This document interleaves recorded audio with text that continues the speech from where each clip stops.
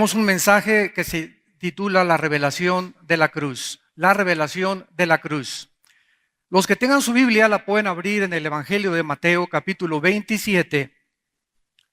Mateo capítulo 27. Vamos a leer alguna porción de las Sagradas Escrituras para poder asentar algunas bases teológicas y bíblicas, ya que pues lo que vemos ahorita en el cine, ¿verdad? Ya no es nada bíblico. Ya todas estas películas últimas de Éxodo y Noé y el Hijo de Dios, bueno, completamente tijeretearon la Biblia y hasta las personas no cristianas están enojadas con Hollywood por ver el daño tan grande que le hacen a un libro tan maravilloso como es la Biblia. Dice en el Evangelio de Mateo capítulo 27, versículo 33, y cuando llegaron a un lugar llamado Gólgota, que significa lugar de la calavera, le dieron a beber vinagre mezclado con hiel, pero después de haberlo probado, no quiso beberlo. Cuando le hubieron crucificado, repartieron entre sí sus vestidos, echando suertes. Para que se cumpliese lo dicho por el profeta, partieron entre sí mis vestidos, y sobre mi ropa echaron suertes. Y sentados le guardaban allí. Y pusieron sobre su cabeza su causa escrita: Este es Jesús, el Rey de los judíos. Entonces crucificaron con él a dos ladrones, uno a la derecha y otro a la izquierda. Y los que pasaban le injuriaban, meneando la cabeza y diciendo: Tú que derribas el templo y en 3 días lo reedificas, sálvate a ti mismo. Si eres hijo de Dios, desciende de la cruz. Damas y caballeros, uno de los eventos más conocidos por la humanidad es, sin lugar a dudas, la muerte de Jesucristo en la cruz del Calvario. Sin embargo, muy pocas personas han comprendido el profundo significado de la muerte y la relación que tiene con nuestra vida y con nuestro destino eterno. Jesucristo, el Hijo de Dios, vivió una vida mansa, sencilla y humilde como carpintero. Y podríamos preguntarnos por qué escogió la profesión de carpintería. Bueno, porque él mismo anticipó que las herramientas con las que siempre había trabajado serían las herramientas que se convertirían en los instrumentos de su muerte. Así que desde que trabajaba con su padre José en la carpintería, él estaba trabajando con las mismas herramientas, con un martillo, con un clavo, que 30 y tantos años después le iban a poner en las manos. Nunca un hombre, damas y caballeros, ha sido capaz de sacudir las bases de las ciencias y de las instituciones como Jesucristo. Sus discursos estremecen los conceptos más profundos y fundamentales de la medicina y de la salud mental, de las instituciones, de la física, de la sociología y de la filosofía. Pero en la cruz, este hombre, Jesucristo, fue aún más sorprendente porque las reacciones que él tuvo en la cruz han sacudido los fundamentos de la psiquiatría y de la psicología. La crucifixión de Cristo es el evento más conocido, pero el menos comprendido, a pesar de ser el más importante de la historia.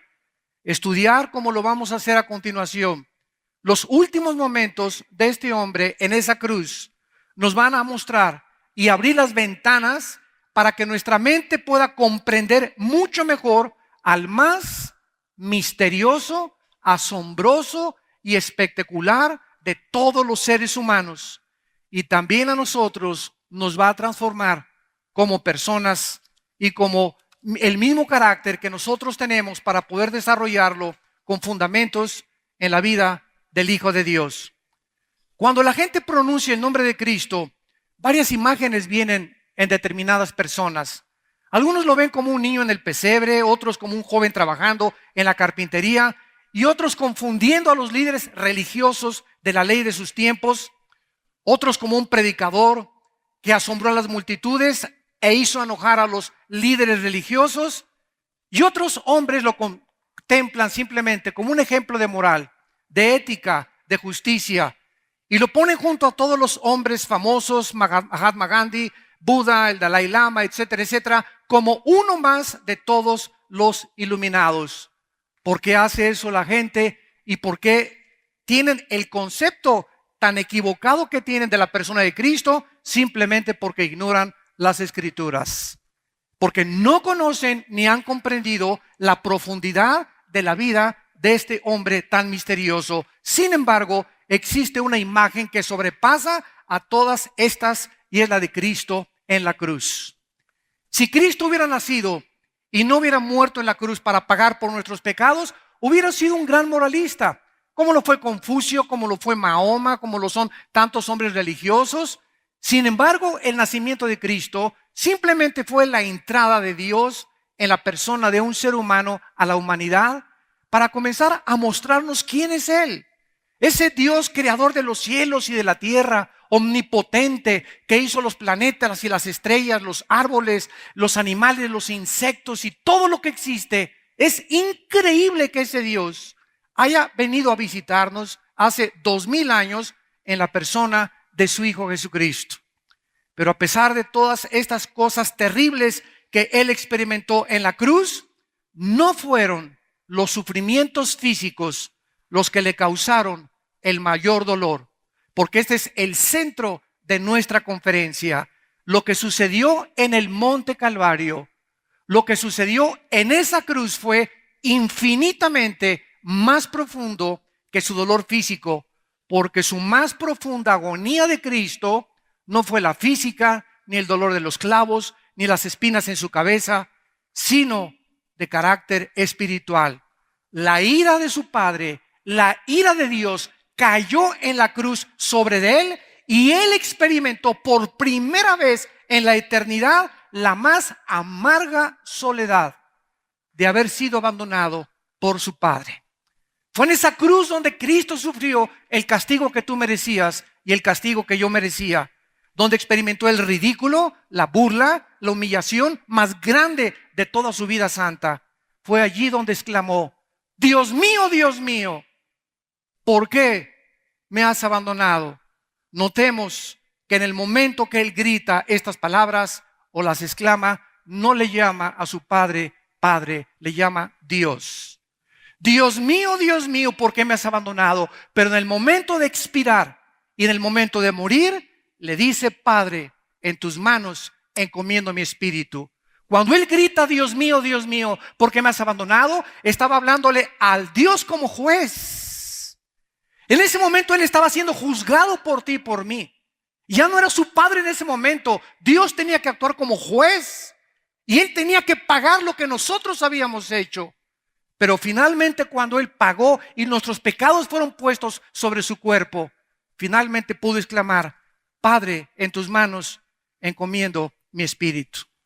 Vayamos pues a continuación a ver las diferentes perspectivas y modos de pensar de los diferentes grupos que estuvieron ahí en el pie de la cruz y de los que actualmente todavía no han comprendido el significado profundo de la muerte de Cristo. Ahí lo tienen miles de familias cristianas en un crucifijo. Otros lo tienen colgado en el crucifijo. Claro que puedes tener una cruz en tu casa, no hay ningún problema, pero quítale a Cristo porque la cruz está vacía. Si Cristo no hubiera resucitado, no hubiéramos podido nosotros en esta mañana tener la paz de saber que al morir nuestros pecados han sido perdonados, no por nada que hayamos hecho, sino simplemente por la gracia de Dios. Veamos 3 preguntas que vamos a contestar en esta mañana. La primera: ¿qué fue lo que la multitud en esa época, hace 2000 años, pudo presenciar o contemplar esa tarde de la muerte de Cristo? Número 2, ¿qué es lo que los cristianos debemos comprender ya y entender acerca de la profundidad de la muerte de Cristo y del grande precio que se pagó por nuestros pecados? Y en tercer lugar, muchos de ustedes que tal vez nos oyen por primera vez, van ustedes a comprender por primera vez y a entender y a decidir qué cosa vas a hacer saliendo por esa puerta con Jesucristo, el Hijo de Dios. Veamos en primer lugar lo que la multitud presenció como el evento más asombroso y misterioso de la historia. En el momento que Cristo muere, había el pueblo, la multitud, la prole, En ese momento, toda esta gente, había muchos que habían sido sanados por él. Habían sido liberados de demonios de él. Habían visto sus milagros.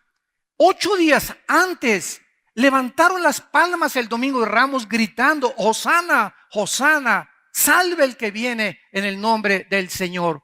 8 días después, algo cambió su carácter. Fueron transformados por la presión de la multitud, lo que se conoce como psicosis colectiva, donde fueron absorbidos en ese momento por lo que estaba pasando y no sabían ellos realmente si era o no era Jesucristo el Hijo de Dios. En segundo lugar estaban los líderes religiosos, los judíos, los expertos y los conocedores, los teólogos en aquel tiempo.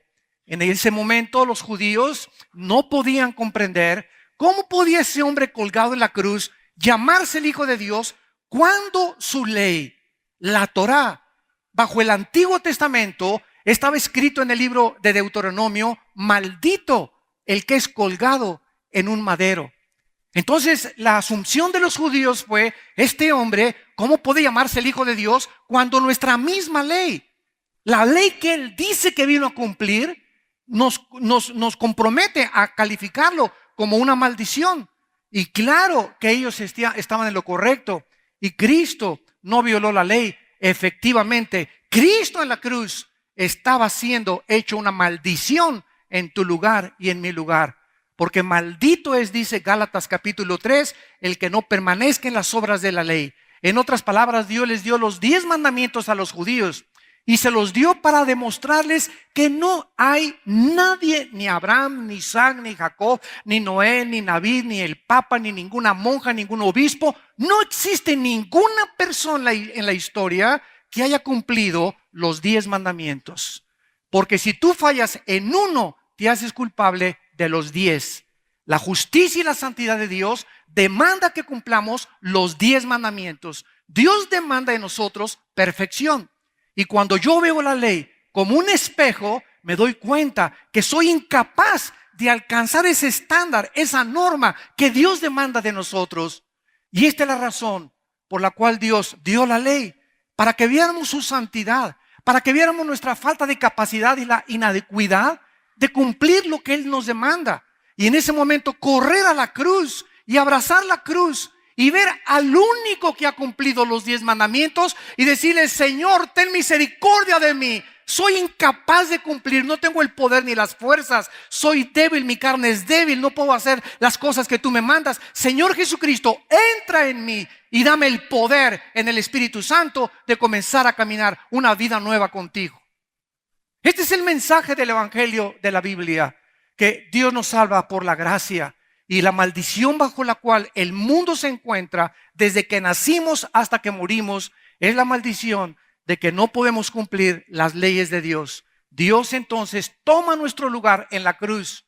Cristo cumple la ley a la perfección. Nunca hubo mancha, nunca hubo una mala palabra, nunca hubiera pecado Jesucristo si no hubiera podido hacerse el Salvador.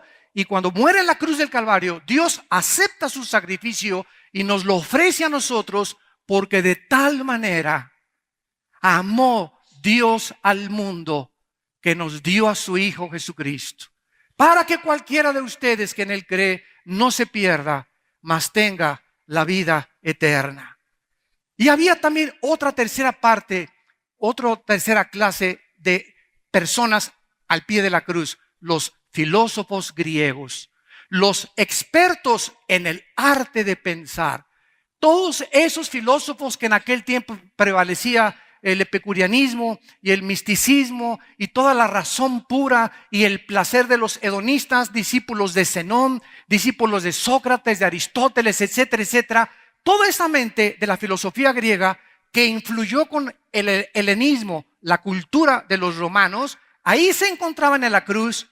Y de acuerdo a estos pensadores, a estos filósofos, a estos intelectuales del siglo XXI que se juntan afuera en las mesitas de la zona rosa a discutir intelectualidades, afuera en los cafés del Campos Elíseos de París, y los intelectuales de Inglaterra y en Italia, todos ellos tratando de poder entender en su mente limitada qué es lo que pasa en la cruz sin poder captarlo.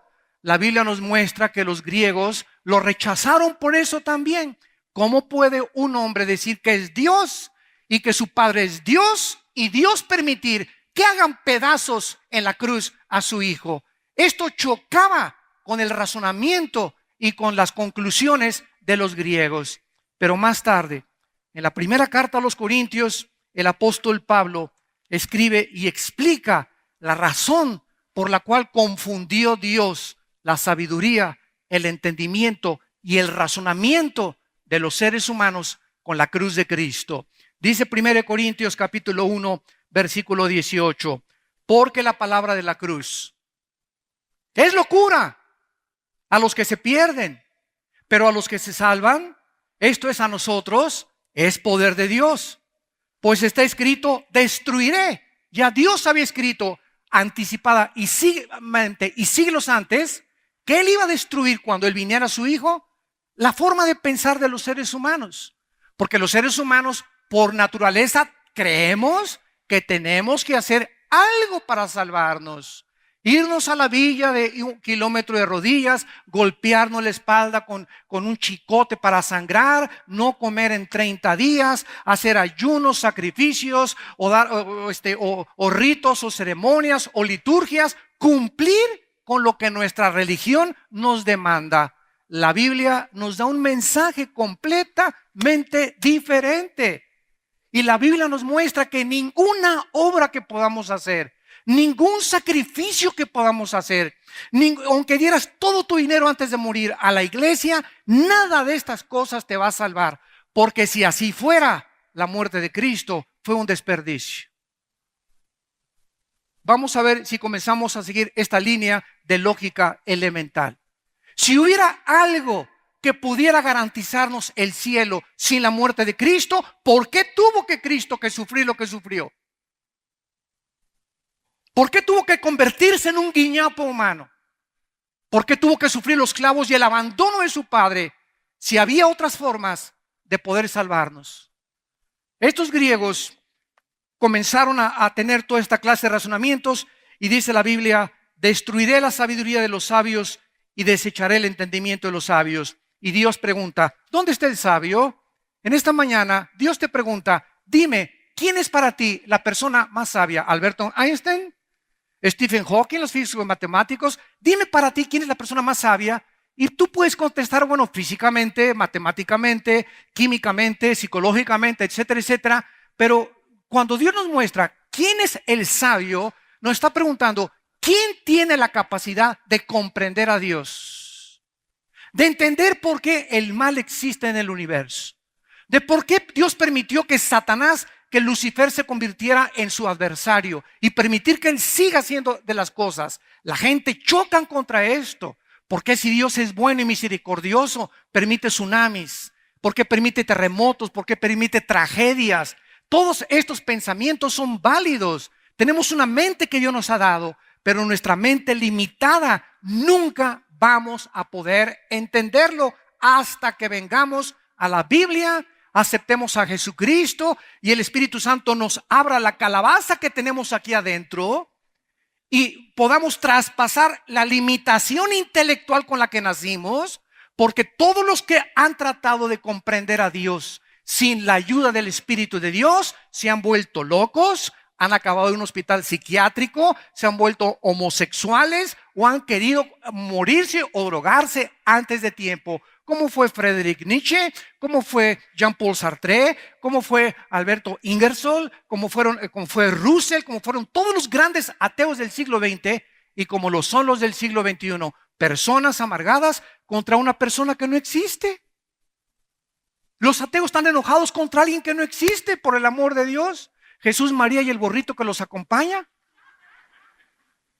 Por eso es que es insostenible filosóficamente el ateísmo. Yo siempre que me encuentro un ateo le pregunto, ¿eres ateo principiante? ¿Eres agnóstico, escéptico? ¿En qué lugar te calificas? ¿A dónde fuiste que no encontraste a Dios? No has salido ni siquiera del DF.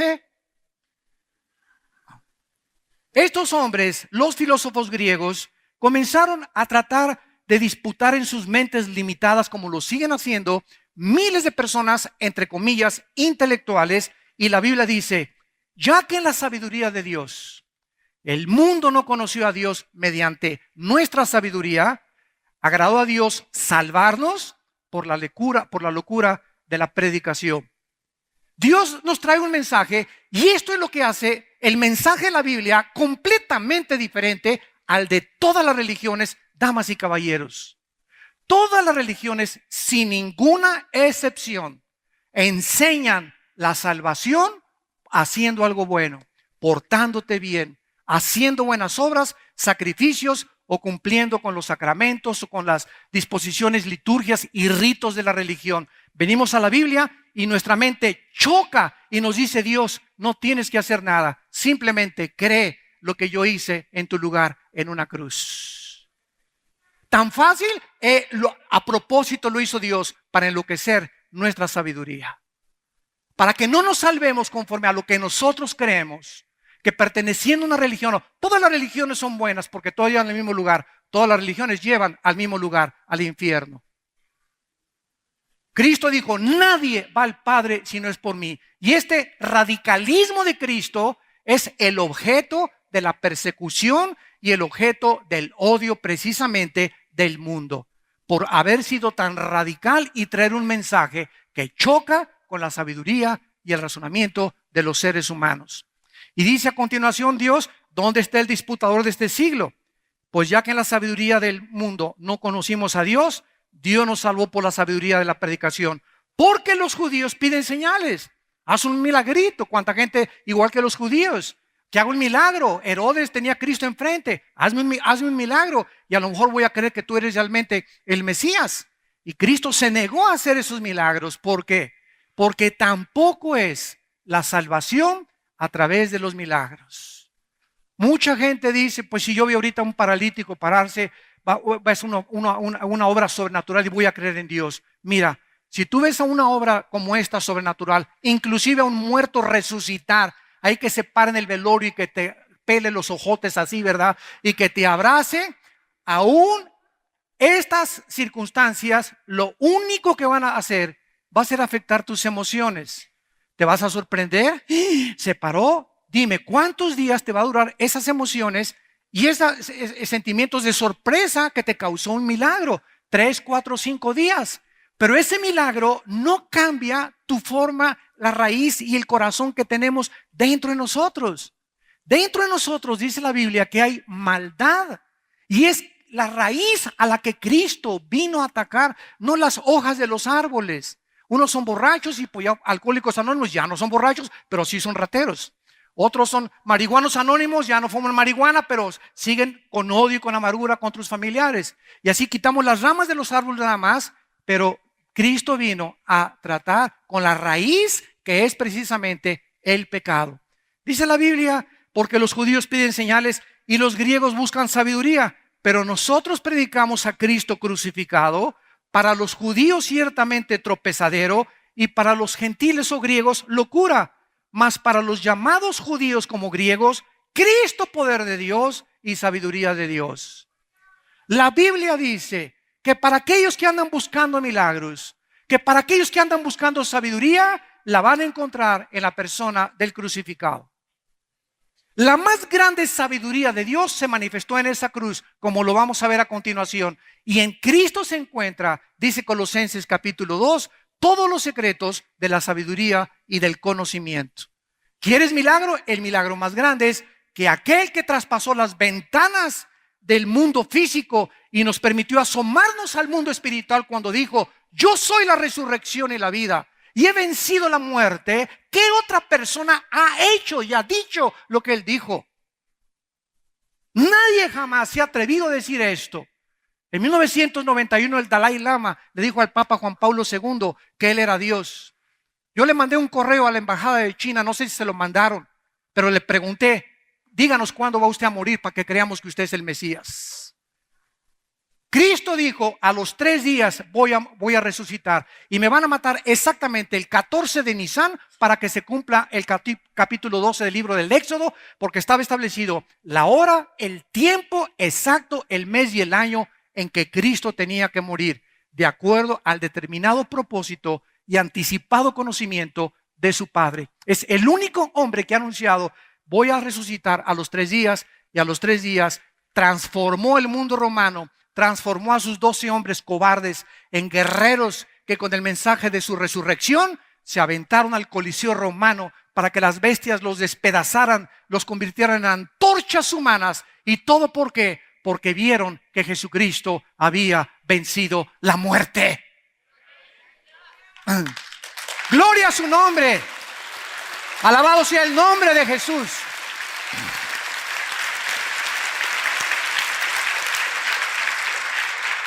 ¿Qué otro mensaje más digno, más celestial, más santo, más sacro puede existir para un mundo como el que nos rodea?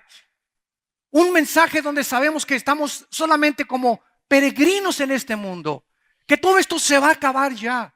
Y cuando estemos en las glorias que Dios va a manifestarse, vamos a voltear hacia atrás, damas y caballeros, y vamos a ver los sufrimientos que pasó este mundo y todas las vicisitudes y tribulaciones como una mala noche en un hotel, comparado con las glorias que nosotros se han de manifestar.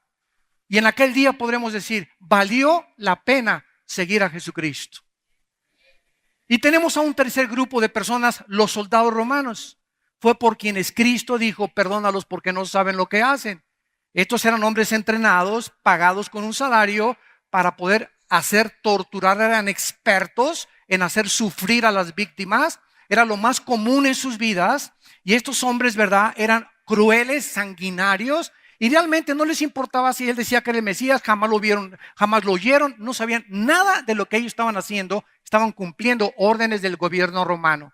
Sin embargo, el jefe de ellos, el centurión, cuando se oscureció a las 12 del día, porque crucificaron a Cristo a las 9 de la mañana, de las 9 de la mañana a las 3 de la tarde, duró la muerte de Cristo en la cruz. 6 horas. 6 porque 6 en la Biblia es el número del hombre, porque en el 6º día fuimos creados de acuerdo al libro del Génesis. Entonces, él, el Hijo del Hombre, se identificaba con la raza humana al morir en el número 6, en 6 horas, para pasar al número 7, a la perfección, a un Cristo glorificado. Y vemos que este centurión, que fue el que ordenó que lo latiguearan minutos, horas antes, este centurión que le dijo, pégale más fuerte a los clavos, cuando fue levantado Cristo y comenzó a oír las palabras que este hombre pronunciaba en la cruz, sin odio, sin amargura, sin rencor, acordándose de su madre, acordándose del ladrón junto a la cruz, psicológica o psiquiátricamente. Los mismos expertos en la salud mental dicen que una persona cuando es presa del dolor más exhaustivo dentro de su corazón, o el dolor más excruciante, no tienes ni tiempo de pensar en nadie porque piensas en ti nada más. Y Cristo estaba muriendo, pero con un dolor tremendo en los clavos, todas las articulaciones nerviosas, sus huesos, las coronas de espinas. Y ahí, en este dolor, Cristo le dice a Juan, Juan, ahí está tu madre, María, ahí está tu hijo. Estableciendo la familia espiritual antes de morir, acordándose de su mamá.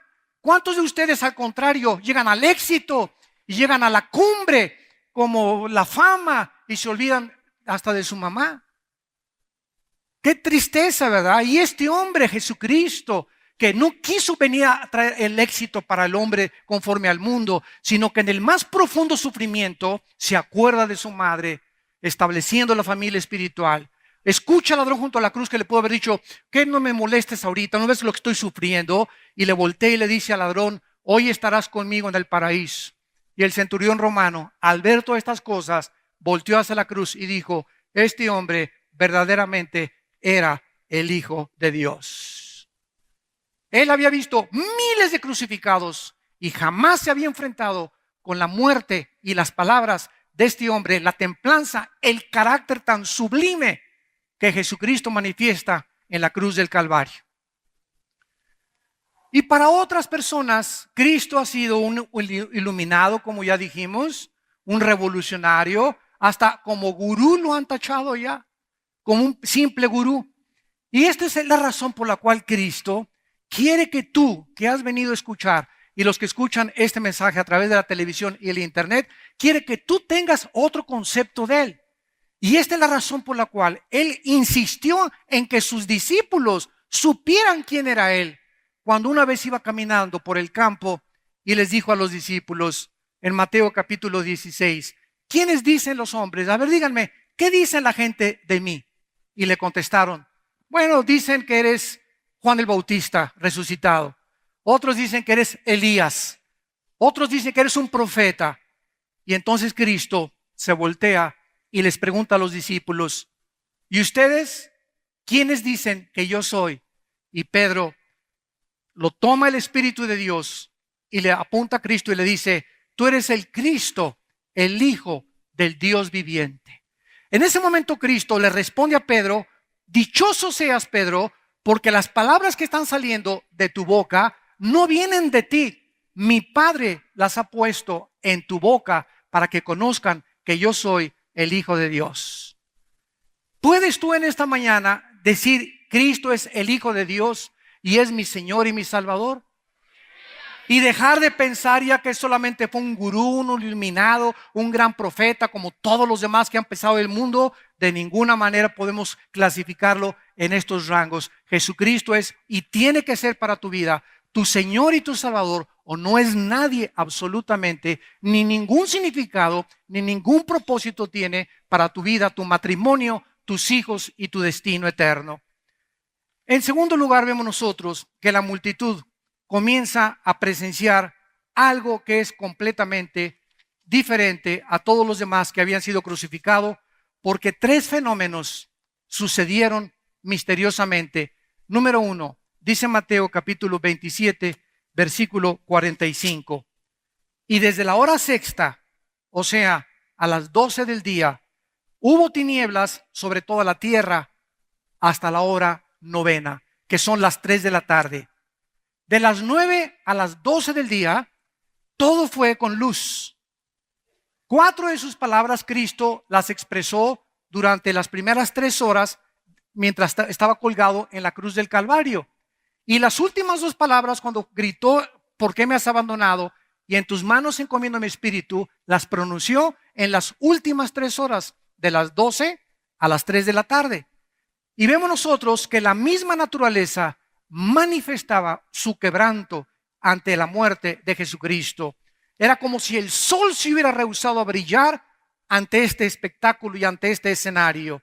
Durante estas 3 horas, damas y caballeros, Dios oscureció el mundo y la vista de todos los seres humanos. Nadie pudo ver en esas 3 horas la transacción que hubo entre el cielo y la tierra. Era el secreto entre el Padre y el Hijo. En esas 3 horas el Padre y el Hijo se encontraban antes de que el Padre abandonara a su Hijo. En esas 3 horas misteriosas en las que nadie se pudo asomar, gritaban los griegos, ¿quién podría imaginarse que el autor de la vida estuviera asistiendo a la muerte de su Hijo? ¿Quién podría comprender que por primera vez en la historia un padre está contemplando que a su hijo lo están sacrificando y tiene el poder para rescatarlo y lo deja morir en manos de sanguinarios pecadores? Recordemos que aquí es cuando Cristo le dice, Dios mío, Alai, Dalai, lama sabactani, que significa, Dios mío, ¿por qué me has desamparado en hebreo? Al entregar Cristo en estas 3 horas de oscuridad, el Espíritu al Padre, abre la ventana más importante del universo. Nos abre la ventana hacia la eternidad. Nos revela que el Espíritu no es lo mismo que el cerebro, señores ateos. Y los que creen que el cerebro solamente es el resultado de reacciones químicas. Aquí nos revela Cristo que el Espíritu no es lo mismo que el cerebro, que poseemos algo más allá de lo que el mundo físico llama el metabolismo cerebral, algo que la Biblia llama el Espíritu.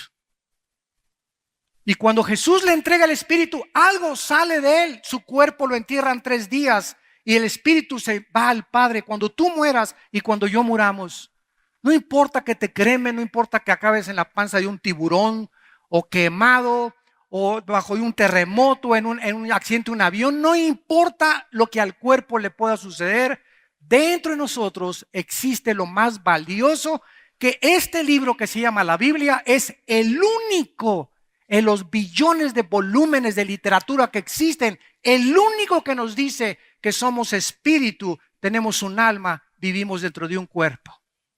Es el único libro que nos da el mensaje de la eternidad, que nos abre las ventanas del más allá, que nos muestra la importancia de no vivir para nosotros mismos en este mundo, sino vivir para los demás, porque ese es el secreto de la felicidad. En segundo lugar, el velo del templo se rasga. Para aquellas personas que no estén completamente estudiadas respecto a la teología cristiana, en el Antiguo Testamento había un tabernáculo que era como un rectángulo que Dios le dio a Moisés para que el pueblo de Israel se reuniera, las 12 tribus, alrededor de este tabernáculo, que era un rectángulo donde la presencia de Dios se encontraba dentro de un cuartito que se llamaba el lugar santísimo. Ahí se encontraba el arca que ahorita los judíos en Israel están esperando que aparezca para volver otra vez a repetir los sacrificios y reconstruir el templo judío. Bueno, esta arca se encontraba en este cuartito, y junto al lugar santísimo se encontraba otro cuartito, o sea, eran 2 cuartos divididos por un velo. El otro cuarto se llamaba el lugar santo y el otro lugar santísimo. Un velo dividía el lugar santo del lugar santísimo, y entonces afuera estaba el atrio o el patio, donde la gente llegaba con sus becerros, con sus chivos. Los pobres, como la Virgen María y José, que eran muy pobres, ofrecieron palomas, ofrecieron aves. Los más pobres ofrecían aves en sacrificio por sus pecados. Entonces, en el lugar santo entraban los sacerdotes, pero en el lugar santísimo, escuchen, en el lugar donde atravesaba el velo, solo el sumo sacerdote entraba una vez al año, en el día de Yom Kippur, que en hebreo significa el día de la expiación, que cae en el mes de septiembre. Y en este día el sumo sacerdote entraba con la sangre, la vertía sobre el propiciatorio, que era un cajoncito así, con un filito así para que no se cayera la sangre, y abajo del arca estaban los 10 mandamientos, la vara de Aarón y el maná que Dios mandó para alimentar a su pueblo. Estas 3 cosas se encontraban, de acuerdo a Hebreos 9, debajo del arca. Y entonces el velo impedía que los sacerdotes entraran al lugar santísimo. Nadie más que el sumo sacerdote. Cuando Cristo muere en la cruz del Calvario y el velo se rompe de arriba hacia abajo, normalmente se rompen los velos de abajo hacia arriba, pero cuando se rompe de arriba hacia abajo, implicaba que Dios estaba rompiendo el velo del templo.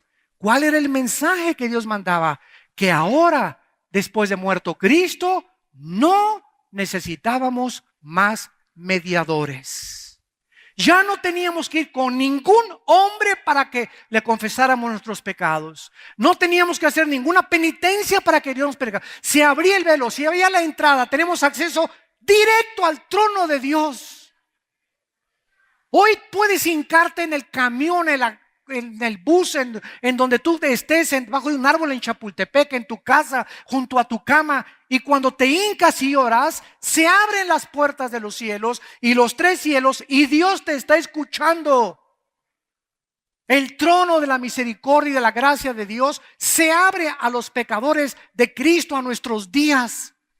Él es el único, dice 1 Timoteo capítulo 2, el único mediador entre Dios y los hombres, porque en ningún otro hay salvación, porque no hay otro nombre que Dios nos haya dado para ser salvos más que en el nombre de Jesucristo. Y dice el libro de Hebreos: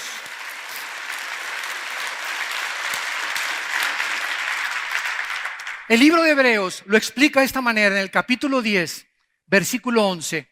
Hebreos 10, versículo 19, perdón. Así que, hermanos, teniendo libertad para entrar al lugar santísimo. Esto estaba prohibido en el Antiguo Testamento. Nadie más que el sumo sacerdote podía entrar ahí. Tenemos libertad, Hebreos 10, 19, por la sangre de Jesucristo, por el camino nuevo y vivo que Él nos abrió a través del velo. Ven cómo los apóstoles, después de que muere Cristo, nos explican todo en sus cartas, en sus epístolas. Nos explican todo lo que pasó en esa cruz, para que ya no sigas viendo telenovelas, por el amor de Dios, para que estudies más la Biblia, para que la memorices, para que la reflexiones, para que puedas ser una persona que puedas compartir este mensaje. El mundo no sabe realmente todavía lo que significa la muerte de Jesucristo. Y dice la Biblia, acerquémonos con corazón sincero, en plena certidumbre de fe, purificados los corazones de mala conciencia y lavados los cuerpos con agua pura. Hay una sola condición para acercarnos a Dios una vez que Cristo ha muerto. Una sola condición, y es con sinceridad. Cuando caigas para orar delante de Dios, analiza tu corazón, porque Él conoce los secretos más íntimos de nuestra vida interior. Y es ridículo, absurdo, que alguien quiera acercarse a Dios sin confesar sus pecados, sin limpiar primero la suciedad que traes. Porque si tú no te limpias esa suciedad, si escondemos nuestros pecados, no puedes prosperar. El que confiesa sus pecados prosperará y alcanzará misericordia. Pero si los confesamos, Él es fiel y justo para perdonarnos y limpiarnos de toda maldad. Pero no vengas con hipocresía delante de Dios y decirle: Señor, sana a mi esposa, o te pido que me sanes y mañana me van a operar. Y hermano, le pido que ore por mi abuelita. Dile a tu abuelita que se convierta primero. Llévale primero la salvación. A Dios no le interesa tanto la sanidad del cuerpo como la sanidad del pecado. Que podamos entender eso. Cuando somos libres del pecado y sanados del pecado, Él nos sanó con sus llagas, dice Isaías 53, y se refiere a la enfermedad del pecado y no del cuerpo. La del cuerpo vendrá hasta la resurrección. Mientras viene la resurrección, seguiremos enfermándonos todos. Y todos los cristianos podemos tener cualquier enfermedad también. ¿Por qué? Porque estamos en un cuerpo corruptible que todos los días está siendo consumido por la ley física de la entropía. Y esto fue precisamente lo que sucedió en el Calvario, que el velo se rompe y finalmente se abrieron los sepulcros. Dice Mateo capítulo 27, versículo 51 al 53. Y se abrieron los sepulcros. Y muchos cuerpos de santos que habían dormido se levantaron. Y saliendo de los sepulcros, después de la resurrección de Él, vinieron a la santa ciudad y aparecieron a muchos. El centurión y los que estaban con él, guardando a Jesús, visto el terremoto y las cosas que habían sido hechas, tuvieron en gran manera temor y dijeron: verdaderamente, este era el Hijo de Dios. Después de que Jesucristo muere, comienzan a abrirse las tumbas de algunas personas que habían muerto para que se cumpliese la fiesta de Dios en el Antiguo Testamento, que se llamó la fiesta de los primeros frutos. Esta gente que resucitó junto con Cristo se llaman los primeros frutos y son la garantía de lo que Cristo dijo en el capítulo 5 de Juan antes de morir. Cristo dijo en el versículo 28: no se maravillen, porque vendrá la hora cuando todos los que están en los sepulcros oirán su voz, y los que hicieron lo bueno saldrán a resurrección de vida, mas los que hicieron lo malo a resurrección de condenación. Damas y caballeros, está establecido que muramos una sola vez. No hay reencarnación, no hay purgatorio, no hay limbo, no hay transmigración de las almas. Todas estas son filosofías, hipótesis, especulaciones de hombres. La Biblia nos asegura que después de la muerte no hay más que dos lugares: el cielo o el infierno.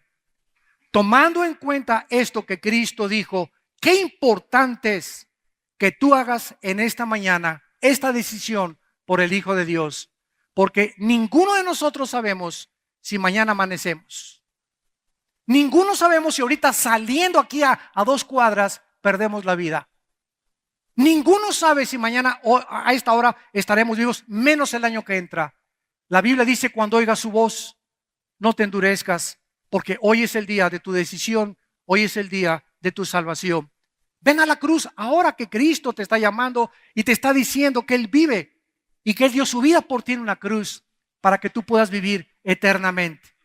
Es maravilloso este mensaje porque finalmente la multitud presenció la gracia de Dios para la salvación. 2 ladrones y asesinos colgaban al lado de Cristo, a punto de pasar a la eternidad, como muchos de ustedes, como muchos de nosotros, para ser juzgados. Porque la Biblia dice que en el momento que tú mueras y que yo muera, va a haber 2 juicios. Un juicio ya tuvo lugar en la cruz. Los cristianos ya fuimos juzgados por nuestros pecados. La salvación no la podemos perder porque fue por gracia, fue un regalo que Dios nos imputó por su justicia y su vida inmensurablemente santa y celestial. Pero las personas que mueran sin Cristo van a ser enfrentadas al juicio, dice Apocalipsis 20, del 11 al 15, por sus pecados, y Dios va a abrir los libros, y ahí en un libro todos los millones de seres humanos, dice la Biblia, que hemos pasado por este mundo desde el día de la creación de Adán y de Eva, todos van a ser enfrentados como en una película con sus pecados, y entonces Dios tendrá la razón ante los ángeles y ante el tribunal del universo de poder decir: aléjense de mí al fuego preparado por el diablo y sus ángeles. Y en ese momento, como dijo una señora hace mucho tiempo: ay, doctor Alducin, yo creo que Dios es tan bueno y misericordioso que no va a permitir que nadie, todos vamos a estar con Él al final de la vida, porque no creo que Dios mande a nadie al infierno. Y yo le contesté: amén, doña Chole, amén. Dios no manda a nadie al infierno, ellos se van solitos. Porque de tal manera amó Dios al mundo que dio a su Hijo. Dios ha hecho lo posible, Él mismo, Él pagar por nuestros pecados, para que tú no tengas la perdición eterna de tu alma y de tu espíritu. Este es el maravilloso mensaje del Evangelio de la gracia de Dios a los pecadores. Que si tus pecados en esta mañana fueran negros como el carbón, como hace algún tiempo en los 80s cuando fuimos a la penitenciaría de Santa Marta, Catitla, por el general Durazo, en aquel tiempo jefe de la policía, en un helicóptero nos aterrizó a mi hijo Alán y a otros hijos, otros hermanos. Ahí estábamos en el patio de la cárcel con 1,650 presos. Y recuerdo que un preso se acercó a mí y me dijo: señor Alducin, yo he matado a 28 personas, un muchacho de 30 años de edad, 28 personas. ¿Usted cree, me dijo, usted cree que yo a los 14 años era gatillero y era guardaespaldas de un político en Veracruz, donde la vida no vale nada? Me dijo. Y cuando regresé a México vine para ajusticiar y echarme a otro, matar a otro. Y me agarró en el periférico la policía y por ese asesinato estoy aquí en la cárcel. Pero yo debo 27 asesinatos antes. Estoy purgando uno solo, pero he matado a 27 personas antes, desde los 13 años. Y le contesté: si tus pecados fueren como el carbón. Fíjate el mensaje que les voy a dar. Les dije esa mañana en la penitenciaría: si sus pecados fueren como el perdón. La gente religiosa no. Las prostitutas, ¿cómo se pueden salvar? Los marihuanos, ¿cómo se pueden salvar? Los homosexuales, ¿cómo se pueden salvar? Ni el homosexualismo, ni el divorcio, ni el asesinato, ni el robo es el pecado imperdonable. El pecado imperdonable es rechazar la gracia de Dios. Ese es el pecado imperdonable. No importa lo que seas, no importa el pecado que hayas cometido, no importa que me digas he abortado a 10 niños, no importa lo que has hecho, en la sangre de Cristo hay perdón de pecados. Este es el mensaje que tenemos nosotros que predicarle a un mundo necesitado, lleno de estrés, lleno de ansiedad, deprimido, como el país de España, que es el país en Europa donde más depresión existe, donde más recetas y pastillas antidepresivas se recetan. ¿Por qué? Por la condición del ateísmo, de que solamente es una religión, ya nadie quiere absolutamente ocuparse de Dios. Por eso vemos como el mundo se hunde y hunde y hunde en filosofías políticas, en filosofías humanistas, pluralistas, en hedonismo, en pluralismos, porque no quieren el mensaje que es locura para ellos, hincarse y decirle: Cristo, te necesito en mi vida. Tú quisieras en esta mañana venir a la cruz. Yo no te invito a que vengas a ninguna religión. Te invito a que vengas a una cruz donde un hombre llamado Jesucristo abrió sus brazos para dar su vida por ti porque Él te dice en esta mañana, te amo. Te amo. No hay mayor amor que el que da su vida por sus amigos. Di mi vida por ti, para que ya no vivas como vives. Vengo a librarte del temor. Vengo a darte una paz que sobrepasa tu entendimiento, una paz que no has conocido y que no conocerás hasta que no vengas a mí. Una paz que solamente puede provenir de mí y después de mi resurrección